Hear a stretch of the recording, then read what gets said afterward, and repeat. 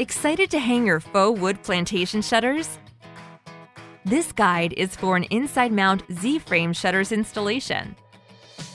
Let's get started. First, make sure you have these tools handy, as well as all the original package contents.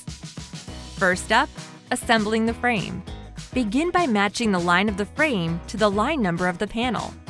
Once they're all laid out, insert the plastic corner keys into both ends of the top and bottom frames. Then, slide the corner key into the end of each side frame like this. Give it a firm tap with your rubber mallet hammer if needed.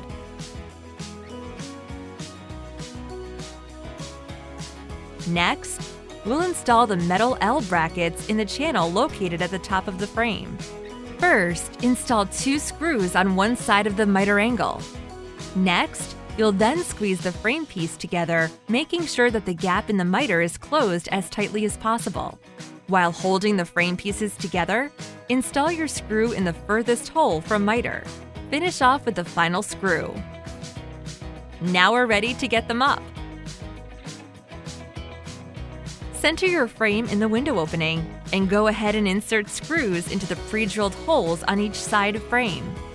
Don't over-tighten the screws to where they pull the frame. We want to keep them centered.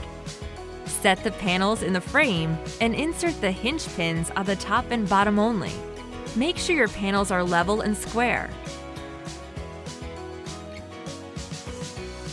Then, put a screw in the middle bottom frame hole. Fasten remaining screws, cap them off, and you're done with your inside mount installation. The last step is to sit back and admire all your hard work.